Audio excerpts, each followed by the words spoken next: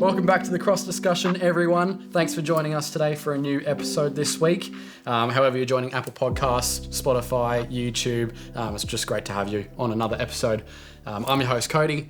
I've got with me Beth and Jake. Now, Beth, you'll actually see a bit more of her in a future episode. We're actually going to interview her and her husband, Ty, for a future episode, which will be cool. And Jake, you've seen in episode 1, so...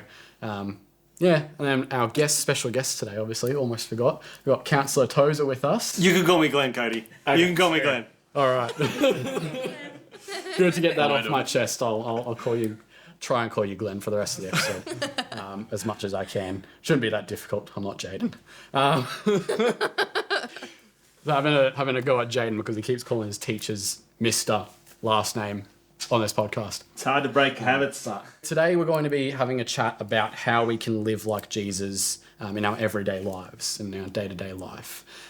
So obviously, Glenn, yourself, you Councillor Tozer, you're a bit of a politician. You go on that. Oh, you kind of dabble in a bit of politics yourself, hey? So yeah. So it goes a bit. Just dabbling. Yeah. Dabbling a bit. I look after about 43,000 people in the southwest of the city, in the second largest local government in Australia. And Just dabbling. Yeah. So dabbling.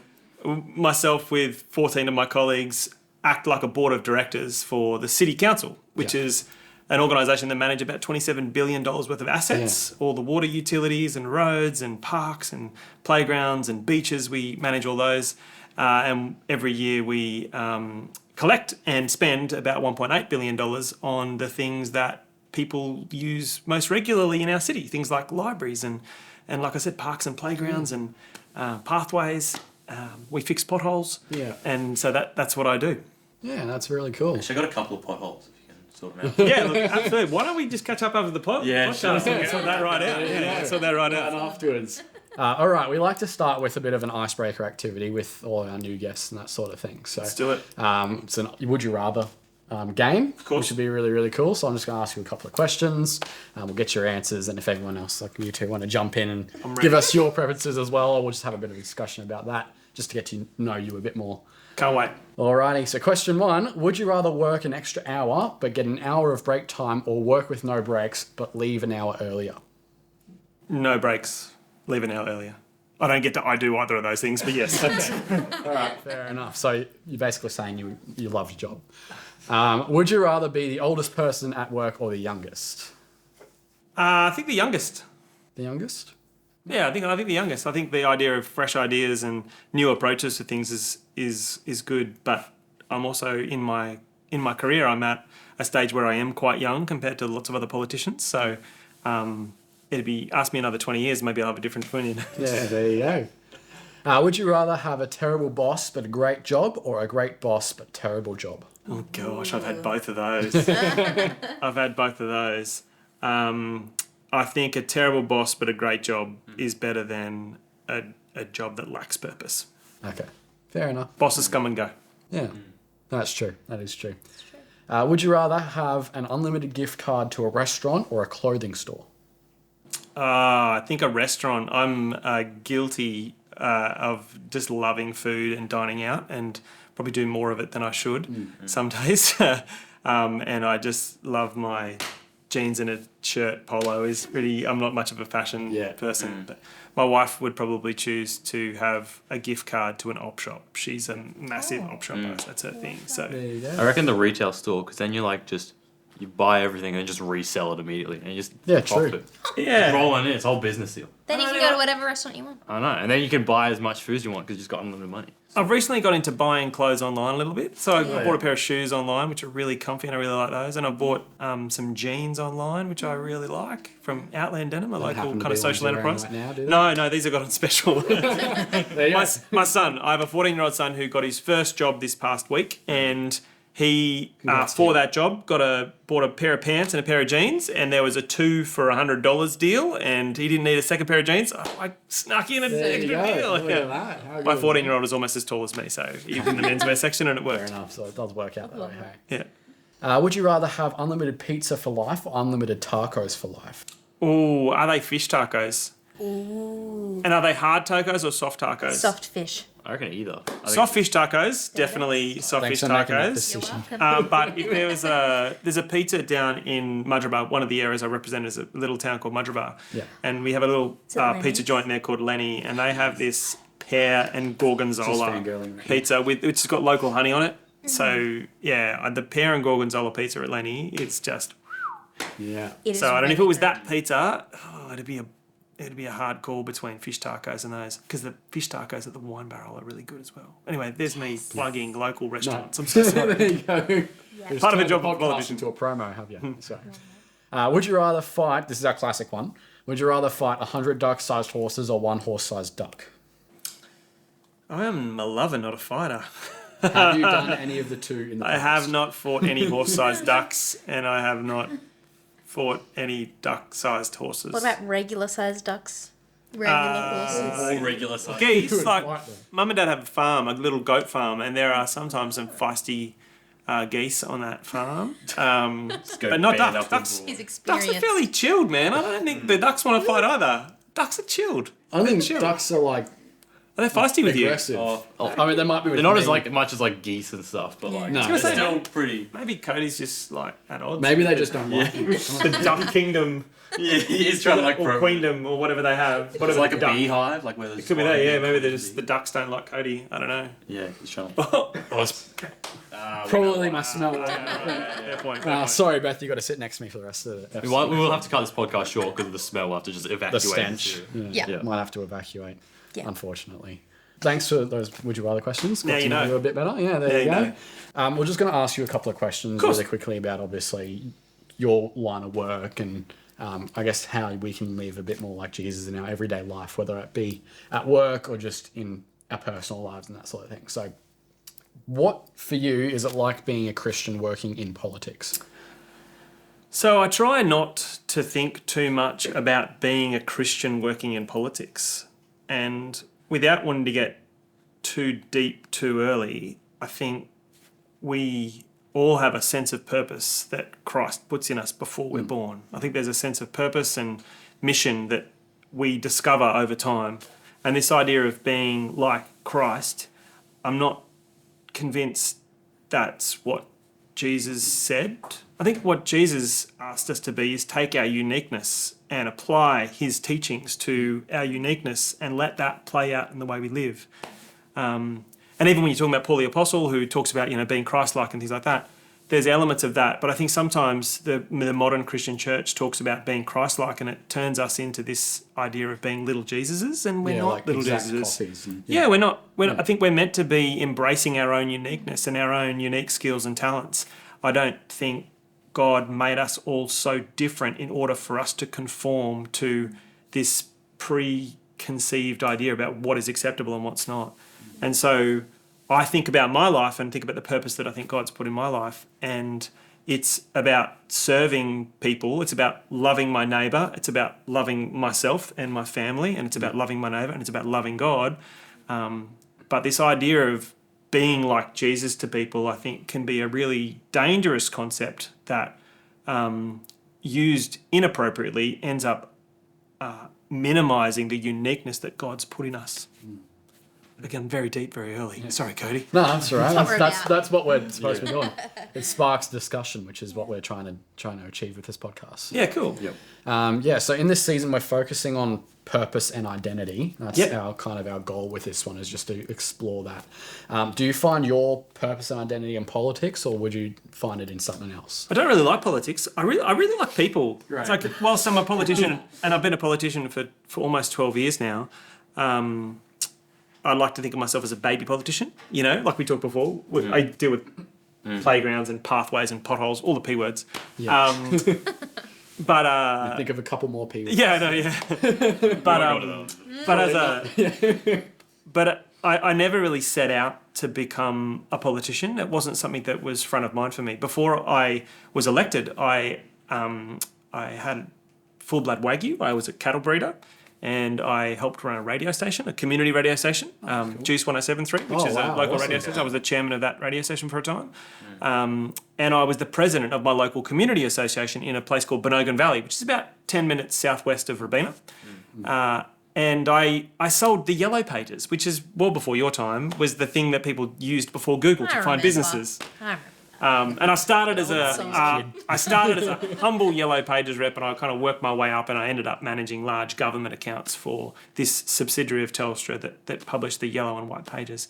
And I spent very little time on the book, the Yellow Pages book, but I spent a lot of time on helping people find the area of government that suited them when they phoned.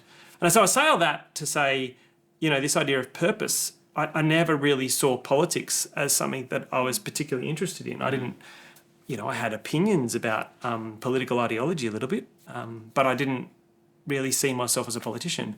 There was just a natural pathway from the work that I had been doing, working with government and helping the public find the areas of government that was most suitable to them, to kind of stepping into a role in my own community where my job is to embrace the best of the neighbourhoods that I am appointed to look after and help people find solutions to the problems that are in their neighbourhoods. And so that idea of kind of loving people and loving others kind of naturally became part of my purpose, and there was a really smooth transition between the community roles and community leadership roles that I had before politics to when I was elected, letting that same sense of purpose manifest itself through my everyday work. And I don't know, I would say that for me, like Romans 12, not that you want to quote scripture in this, but the Message version of Romans 12 talks about taking your everyday life and laying it before God as a sacrifice. And to me, that's how I like to live my life. The idea of the things that I do in my life are meant to be kind of God-honouring, but they're also meant to be kind of people-honouring. Like, you're meant to honour the people in the neighbourhood we have around us. We're called to be in community together and love people. And my job, uses my talents uniquely in order to love the neighbourhoods that I'm responsible for as their elected official. Yep, that's good.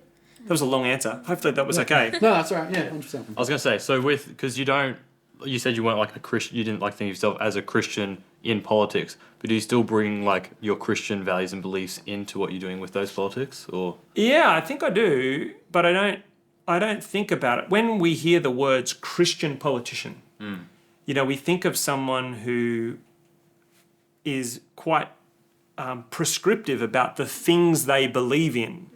And my views are probably a little bit progressive. They're probably, some people in churches probably wouldn't agree with some of the things that I believe. And part of that is because of my passion for loving people and being inclusive in my community and creating a sense of community that is the most likely to improve every person's quality of life. Puts me in a difficult position with some people in churches who sometimes churches have become very comfortable with the stereotypical set of beliefs and rules that their subculture determines for them. So to answer your question really directly, I never thought of myself as a Christian politician. I've always thought of myself as someone who loves to live around the teaching example of Jesus Christ. I think that's really important. But I may not even use the word Christian to describe that sometimes, because that conjures up so many things for people that are sometimes really negative about their experience with church and a life filled with people who have strong convictions about their faith. Yeah, sure. But yeah, the reality is I am a politician and I am a Christian, but I probably wouldn't use that phrase together because of the other connotations that are surrounding that. So you'd say you're less of a Christian politician and more of a Christ-following politician. Yeah, like I said, I like to think of myself as someone who follows the teaching example of Jesus Christ. Yeah. And I think that's important. Yeah. And it's an important distinction because the word Christian means so many different things to different people. It's not in the Bible. The word Christian isn't in the Bible. It's not there. We've used that as a term of convenience to compartmentalise a set of beliefs that we think Christians should think or not think. And then we say, well, if that person's a Christian, it's okay with me. And the reality is life is so complex and the challenges we face as a community are so complex that it's actually not loving God with our whole mind when we conveniently use phrases that we think capture what a Christian should be or shouldn't be. it's important for us to interrogate that. Loving God with our whole mind means to, use the faculties that we have to interrogate ideas and challenge them. And frankly, I think that's what Jesus did really well, in the Gospels. He saw the typical Jews of the day preach to him about certain concepts in the Torah, and he challenges those ideas. Can you quickly, explain what like the Torah is for maybe people who don't? Oh yeah, so the Torah is like the first couple of books of the Bible, the old books of the Bible, and that was the set of laws and things that that Jews of the day believed. Yep. And it's no different to today. Like today, we walk into church and maybe we grow up in church, and there's a set of things that our church, wherever we go, says we should believe.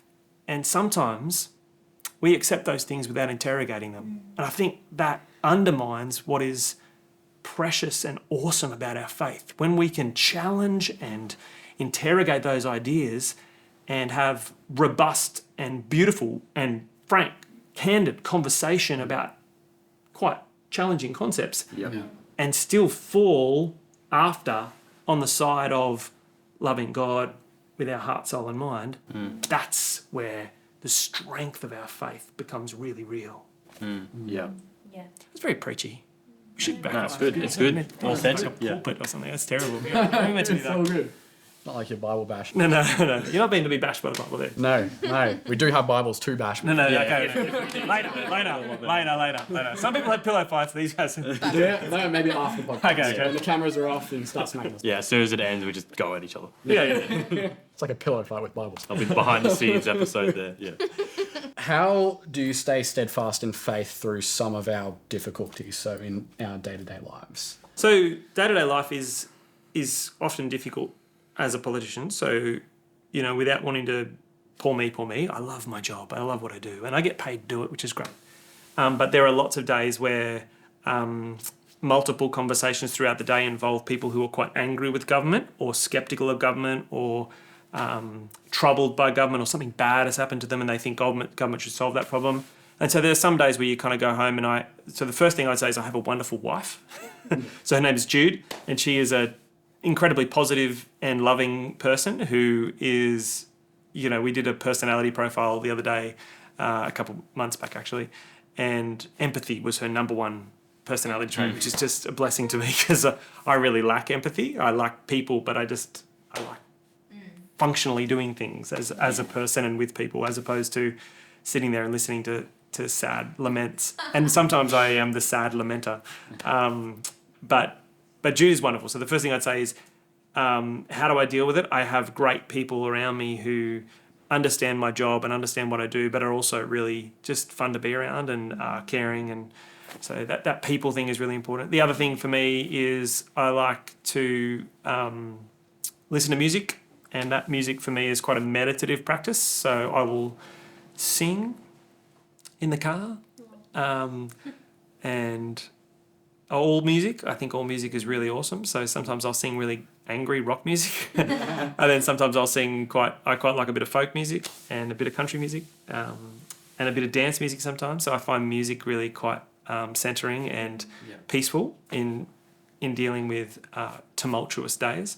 And then finally, I think there's a piece around wellness. So this idea of getting good sleep and eating well can really impact how you deal with difficult days. And one of the things that I'm fairly uncompromising about is making sure that I eat well and sleep well as best I can during difficult seasons. That's it. I'm not sure if I'm allowed to say this, but I'm married and sex helps. You can say that as long as it's within the bounds of marriage. Yeah. That's completely legal. Shane's laughing over there, so I feel like we might edit that out. No, I think that's We'll all see how we good. go. Yeah. Well, it's really up to Shane and Chris. Okay. So, yeah. The audience will know if they see it. So Who knows? if you're watching it, we kept it in. Yeah. There you go. How would you suggest that we as young adults interact with politics? So the first thing I would say is that there's lots of opinions out there about politics, and particularly in churches, there's lots of people who talk about the right and the left. And without wanting to get into all the details of the right and the left, the far left is where we generally say that everything we own and do is shared by the community and it should all be distributed, fairly amongst everyone. Ironically, someone still has to determine that rules of distribution, and so that person tends to be in charge at that very far extreme. And at the right end of politics, there's this idea of free enterprise and personal liberty, and everyone kind of gets to do whatever they like, but it's not too far from rich people and people who have the money getting to make all the decisions at the other end of the spectrum. And so if you think of politics as a left and right spectrum with a centre, I think the majority of people tend to sit kind of generally in the middle of that spectrum. So the first thing I would say to you to answer your question directly is understand the spectrum. Understand that people in your spheres of influence who will be talking to you about politics will be coming from a perspective. Sometimes that perspective is close to the left, and sometimes that perspective we share everything, or we're forced to share everything. And then sometimes people will be coming from this right-hand side where freedom is super important, and personal liberty and personal responsibility is important. Understanding those perspectives is really important. And so the first thing is to understand the perspective when you're hearing an assertion or a statement from someone in politics, or you're listening to the media, or you're reading a book. Those perspectives help us form our view about what's being said. If I'm listening to one particular radio station or one particular television station, there's a slant or a perspective that is framing the topic they're talking about, and understanding that's important. And I use it a bit like with music, the example I'll give you. So who's heard of Taylor Swift? Anyone know Taylor Swift? Who's that? Yeah. So let's say Bethany loves Taylor Swift, and we were talking about really good music in general. Would we trust Bethany's perspective on Taylor Swift if she was an incredible fanatic? Would we do that? And the answer is you might, but you'd remember that she was a fierce fanatic of the woman. You take with perspective. You look at things. Exactly. So, if Cody really likes death metal. Bingo. Yep. Right on, yeah. Nail on the head. So, if Cody really likes death metal, we might, when we start talking about music and the benefits or the credibility of death metal in general, we might remember that Cody is such a fanatic that he can't be told that death metal might not always be the best type of music. And so that's that sort of perspective. The idea of how we think about music is important when we think about politics. There are identities in politics, and we can name them. It's probably not functional for this podcast to have us naming good and bad politicians, but you can see what people think about things by the fruit of their life. You will know them by their fruit. That is not just something that applies to people in a church or in a religious context. That applies to people in all of our community. And that's really important. So understand perspective. Try to make sure that we think about bias. But I think that the important thing I could say about politics is don't be afraid of ideas to be contended. Like contestable ideas is really powerful. Much of the early church, much of science, much of music is driven by this idea of contestable ideas. How do we flesh that out? In our community today, sometimes we are really afraid of contestable ideas. It's hard to have a fair debate, when two opposing views come together. Yeah. And it's a practice that our community, I think, sometimes has lost. And part of that is because we consume ideas in very small portions now. Like your Insta feed or your Twitter, your 140 characters in your Twitter, or we consume ideas in very small portions, and those sound bites become quite difficult to explore contestable and complex ideas.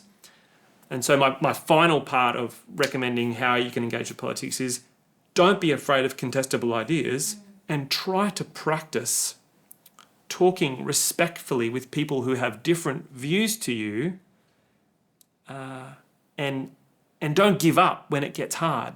Yeah. Because we can find out what we think about things when we embrace curiosity about someone's idea.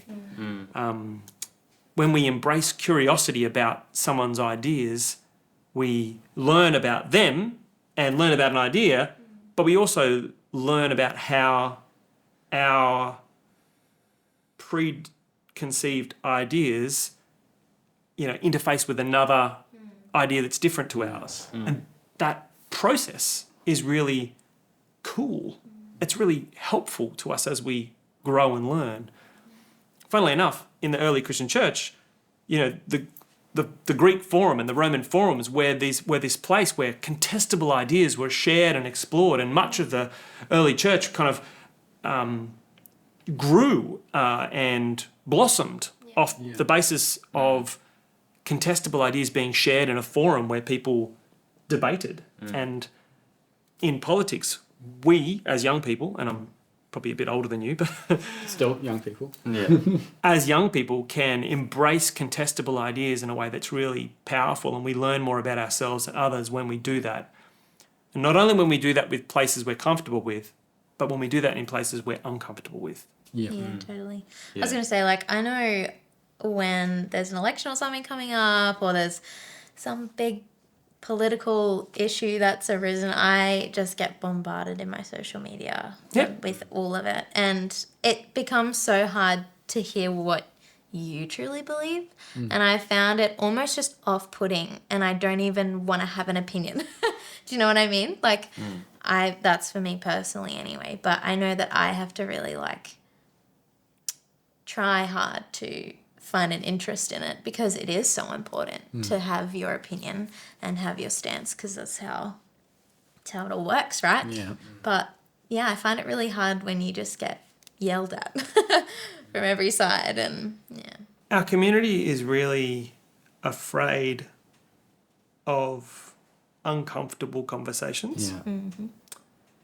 So they just have them on social media instead, and then They can hide behind the screen and everything. Yeah. A little bit, yeah, but we're afraid of them in real life too. Yeah. yeah, We know when we hear a sermon, or when we have a conversation with someone who is saying things we don't necessarily agree with, it's not like we kind of lean into that. Often we're like, hey, I'm got to be somewhere. I'm out of here.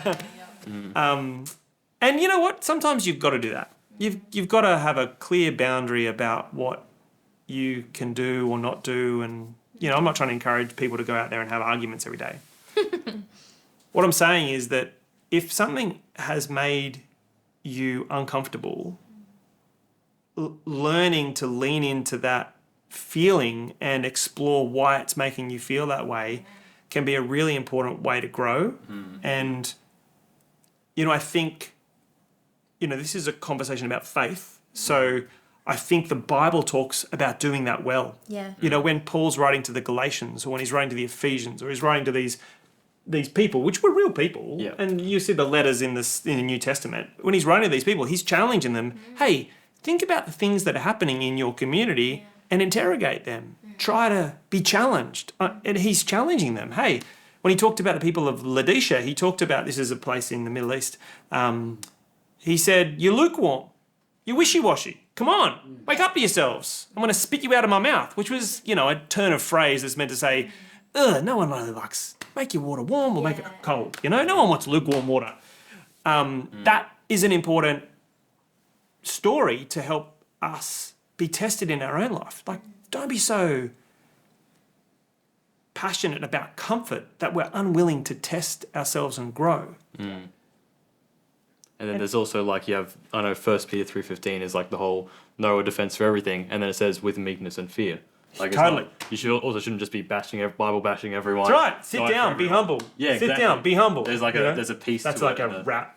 Yes. Oh, right, You yeah. like that? Yeah, it's good. Every second. Like contemporary music, you like Yeah. that? I'm hip with the kids. Yeah. But Like we said, young adults. Just Yeah, you've still got it. Sorry, man, my bad. No kids. But there is this almost, there's this balance between kind of standing for your faith, standing strong, not being lukewarm, and then also having this peace to you, knowing what you know and having your foundation in Christ, and then going from there and speaking with confidence. Yeah. Yeah, this idea of knowing what we know, I think, is a really, I think it's another contestable idea. Yeah, sure, of course. The older I've got, and I'm 46 now, the more I've realised what I don't know. And I kind of came out of my 20s, thought, man, I got this nailed. I'm all right. I got it all. And I lived through my 20s and my 30s thinking I got it all sorted. I'm going to be fine. Gosh, you hit your kind of 30s, mid-30s, and you realise, like, oh, I've got no idea what I'm doing in this adulthood. This adulting is difficult. And whether it's in my life, in my mid-30s, I kind of entered politics. And increasingly, the more I came across members of the community that were coming from, difficult circumstances or challenging quality of life, just difficult things, the more I realised and really sought to interrogate the assumptions I had made about what I know and what I don't know. And I think there's a real beauty in that, and particularly when it is grounded in a faith in Jesus and a commitment to trying to live around the teaching example of Jesus Christ. We start framing things that we have formed very strong views on, and we start deconstructing that. And sometimes when you deconstruct and reconstruct, you find yourself in exactly the same spot. But sometimes you realise that the ideas that you had formed around your comfort in life are actually counterproductive to you developing as a good human. And that's an important process to go through. Yeah, definitely. We're away from politics. How did we get to this? Nice. Who's in charge of this? Who's in charge of this podcast? Not this episode. I was going to say I was just going You to guys say... can arm wrestle if you want. You want to arm wrestle for the next Yeah. question? I was going to say it's good that we've kind of gone away from... I'm not going to fight you for that. I was going to win it. No, it's too We can just do paper, scissors, rock. No. It's kind of like you were saying, we've kind of phased away from politics, but it's good that way because we want to have it as a discussion. And if it phases over to something that's not necessarily a topic we're talking about, as long as we can link, which we were linking it back in to how you can live out Christ in your everyday life. That's what was important, and that's obviously what you've displayed, what you've told us, how you live your life personally, which is really, really cool to hear. Yeah, I think we use this word politics quite specifically. When we think of the word politics and we think of government and elections and left and right wing and Labor and Liberal, that's how we think of when I say the word politics. But the idea of politics is a lot more broad than that. And, whether you're in a footy club or whether you're in the local knitting club down at Mudgeeraba or Your whether... work environment. If your work environment, there are politics in every one of our... in any one of our kind of social constructs. And that idea of contestable ideas or different ideologies competing for airtime, if that's what politics is, it's in everything. And so we talk about being jaded by politics or not that interested in political ideas. The reality is we do when it matters to us. And more often than not, it is comfortable people that are not interested in politics. And if we're serious about, again, mobilising around the teaching example of Jesus Christ, he calls us to places where we are not comfortable. He calls us to those places. I can't think of a verse where he said, you know what, if you're wealthy and okay in life and you're pretty comfy and got enough food, don't worry about it, just chill. Like there's no part of the Bible that says, just chill and be happy in your comfort. There's a bit that says, take a bit of wine if you're feeling, feeling a bit sick. But there's really nowhere where it says, stay comfortable forever. So true. In fact, if anything, it kind of says, you know what, once you start believing in me, life's going to get a bit more difficult for you. And if you're in a situation where you're analysing your own life and you think, gosh, I'm surrounded by comfort, there is an opportunity for you to shape your life in a direction that is more focused around your purpose. And that's probably taking steps away from that comfort and towards something that can help grow you as a person. It's definitely been the push that I've needed, I think, this conversation, just to no, it's good and I think a lot of young people would be the same, especially in just coming out of their teens and stuff. They have to start voting and everything. It's like, what do I do? I don't know where to go. It's just good to have this conversation and know that being out of your comfort zone in that is where you're meant to be, you know? Yeah. And like, you should be pushing yourself and like finding out, you know, where you want to fit in all of it. Like I think it's, I don't know, a conversation that needs to be had more. Like this idea of voting, really hitting politics is voting. Like in Australia, there's 3 different levels of government. There's federal government, which is like wars and welfare. And then there's state government, which is like police and schools and like the M1. And then there's council, which is like playgrounds, pathways, potholes, all the P words. Yep. And so in each Not of all the those, P words.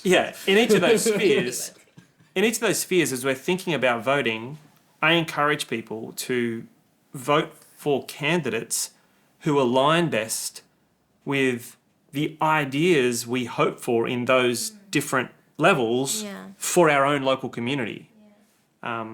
So if you think your faith says to you that we should welcome the refugee, then we should look for candidates that have strong views in that regard.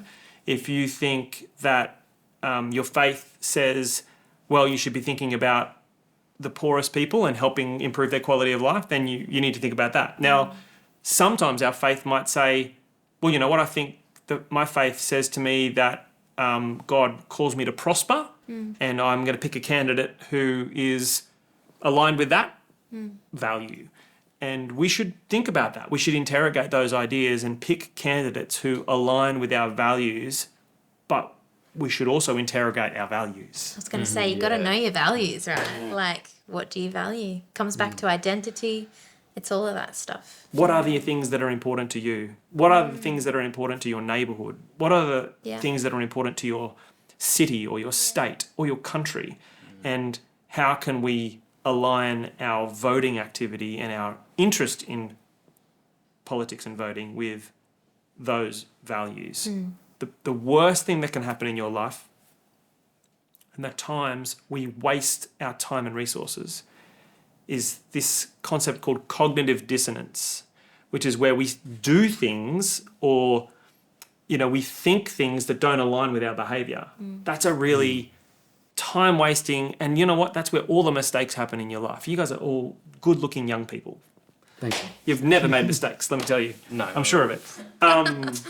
But the times where we make the biggest mistakes of our life is when we immerse ourselves in this idea of cognitive dissonance, where our behaviour just doesn't align with our values. And just, if I could say one thing to you, is just don't do that. It's a bad idea. Just live out your values, and whatever they are, let that dissonance be resolved.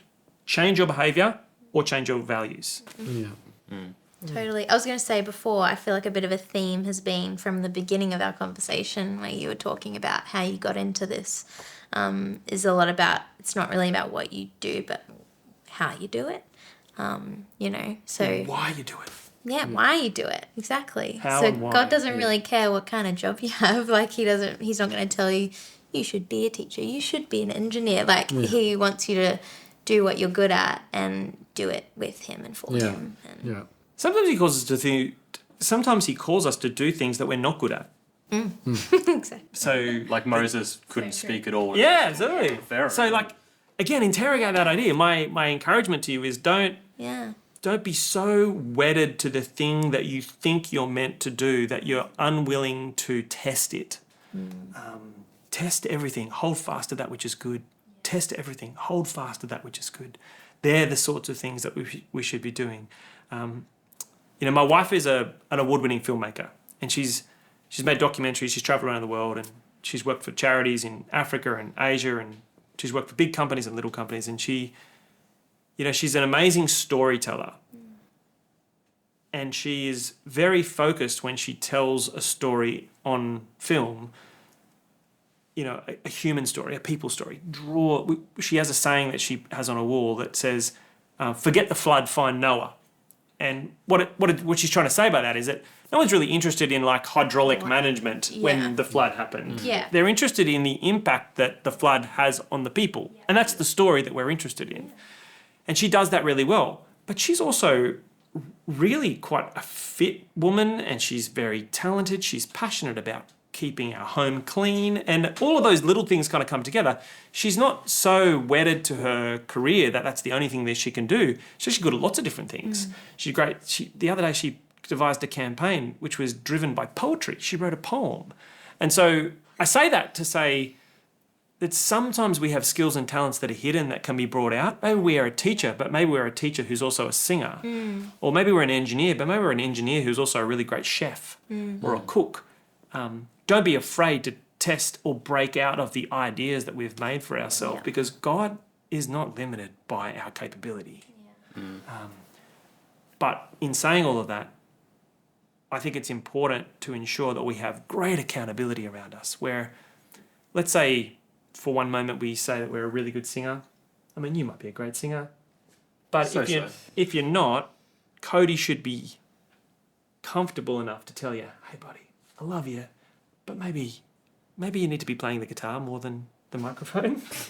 Stick to bass, Jake. That accountability piece is really important. It's important to have friends and family and caring people around us who love us enough to say when we're actually going down the wrong track. Don't be so wedded to an idea about purpose or mission that we're unwilling to seek accountability from others. And I think that's why like a church community around you is a really good thing, because you have people all around you who say, oh, hey, that aspect's not good. And then not only say that, but then they can grow you with it. They can mentor you, can disciple you, all these different things. They can help grow your purpose and your identity, help you define it and everything. So good. Good. Love that. I mean, whether it's church, again, that church environment can be really strong. It can also, unless we're willing to have a culture in our churches that tests stereotypical activity, we still need to have, it's a bit like that left and right spectrum. The far left and the far right are both not that great places and pretty impractical. Yeah. Even in our churches, it's really helpful. But again, there's a time where we actually do need to push back from that as well and frame our own mission and purpose in what God has really spoken to us about. Not necessarily, have accountability, but don't have so much accountability that you're never willing to make a personal decision. Yeah. How do we go? Did good, yeah. Well, we pretty much covered everything we needed to cover, so. Why don't I ask you guys a question? What is it that makes you wake up in the morning? Like, what is it when you wake up and you're like, I feel fulfilled? What is it? Each of you answer. I always wake up and I always say to myself, I speak to God. I have a little prayer with God and I say, Lord, let your will be done today. Right. Not mine, but yours. That kind of gives me a sense of, I guess, motivation to kind of get up, get stuff done in the day, because I know that I'm doing it for God. Yeah. So that gives me my sense of fulfillment. It's like a made for TV like response there. Like, what is it that you love? Like, what is it? What sort of music? What do you want to be? What is it that makes you come alive?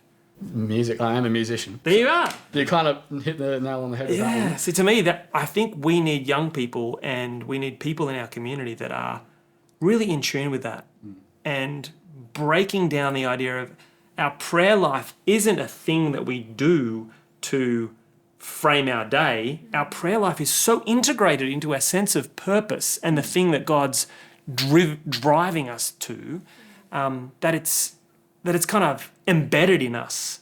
I want to challenge this idea of definitely pray in the morning. I don't want to say not to pray. But the thing that makes you come alive might be music. Yeah. And it's totally okay to say that. You don't have to answer that prayer is the thing. You can say that music is the thing. Why can't it be the thing? What about you, Beth? Teaching is my thing, definitely. What about teaching, though? Mainly, I'm not like, I love to go in there and teach them academics. Like, obviously that's amazing, but my biggest passion is actually autistic children. Yeah. So I just worked for a year at a college where all the children have an autism disorder. Yeah. Diagnosis. And that made me come alive. I loved working with them so deeply. And now this year I'm going to be in a mainstream school, but I'm so excited to bring everything that I've learnt into that space and, have the grace that teachers haven't had with them. And also just seeing them for who they really are. Like, that is my I just love that. I love seeing the kids who are different. I love seeing them fit in somewhere and like still be treated the same as all the other kids and have their needs met, because that's usually not seen a lot of the time, especially when you have like 28 kids. I know that's really hard in a massive classroom to do that, but yeah. And then also the kids who don't have autism, like I love being able to have a relationship with them and nurture them and just help them to be good little people. And that's good. As you were speaking, your eyes are lighting up. There's a sense of passion and excitement about that sense of purpose that you have. So I don't know. All I can encourage you with is just take that further. Like keep dwelling on that and finding things each day that enable you to find that light and let that light that is clearly inside you drive your activity and behaviour. What about you? You gotta go. I would say, and I'm kind of still in the process of finding out, but apologetics, which is, for those who don't know, it's kind of Arguing. It's basically arguing. Well, I wouldn't say that. No, it's the definition-wise, it's the defense of the faith. So it's arguing. Yeah, but it's looking into the biblical topics. It's like figuring out like the different ways of thinking about faith and like why is it not, like those kind of things. And so I'm still on the journey of figuring it all out, and like whether that's a career path or whatever. But arguing's totally, it's a lawyer. That's what they do every day, man. Yeah, but so figuring out what that is. Are you gonna do law? Yeah. Not at this point, but we'll see. Yeah. Man, I gotta say, if the best apologists are empathic arguers of contestable ideas. Yeah. And, my encouragement there for you is maybe it is law. Maybe it's sales. Sales or law are both great fields to go into to challenge contestable ideas. And we don't often think of, I'm in church and people say, what do I want to be? Oh, maybe I want to be an apologist or maybe a preacher. But preachers actually don't get to argue that much. Preachers actually get to stand up and tell everyone what they think all the time. If you really like to be a great apologist, the best way to do that is be tested. And so sometimes law or sales or those sort of places can frame your vocation or your mission and give you great experience in arguing with someone so persuasively that they feel the love for them in you come out of the way you articulate your view and listen. There's my encouragement for you guys. Awesome. Sure. Thank you. Well, thanks for joining us today for this episode. It was awesome to have you on. I've just loved hearing, obviously, your wisdom in your field of work and obviously how you're able to live Christ through that as well, which is really, really awesome to hear. So super. Thanks, guys. And thanks for what you're doing. This idea that you're talking to people in your sphere of influence, I'm assuming that some of them are adults, some of the young people, and you guys are adults, but whatever. Old people, young people, it's all a bit relative, really. It's great that you guys are exploring these ideas through video and podcasts. I'm really encouraged. It's great. Our church is doing a good job. Well done, man. Thank you. Rock on. Thanks. Yeah. Thank you. So again, it was awesome having you on. I'm sure we've all learnt something from you from this episode, which is awesome. Our goal with this podcast is to create a community, so we'd love to engage with you. If you want to leave a comment, or even on this, however you're listening, watching today, Apple Podcasts, Spotify, YouTube, if you can, just leave a comment if possible, and we'll try and respond to you. We'll take any of your ideas on board. Any would you rathers you've got, let us know. We'll try and take those on board and implement them in future episodes as well. On Instagram, you can find us at The Cross Discussion. Again, there's a lot of behind the scenes up there. Have a look out for those ones and leave a couple of comments. We'll respond to you as well on those ones. Let us know what you liked about these episodes as well. We'd love to hear your feedback. Next Tuesday, we've got Jaden coming in to discuss his story, which is going to be awesome. His testimony. We'll have a chat to him. Come on, Jaden. In the Navy. Yes. We will sail the seven seas. There we go. Bit of a snippet, bit of a little sneak peek of what we're going to be chatting about. Yeah. And his vocation, what he wants to go into. So for this episode, I guess that's the end of that one. Let the discussion begin. Can you do that? What? The Wahoo. Like Mario. Who wrote that? I don't know who could have written Jake! It was you! Well done, Jake. You've tested Cody. I know. I got It's it. important to test Say- him. I'm gonna need silence. I'm gonna do the wahoo. Irish.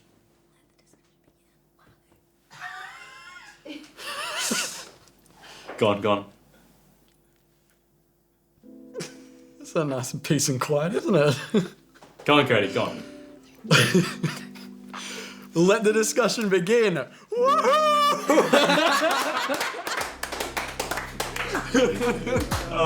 So good.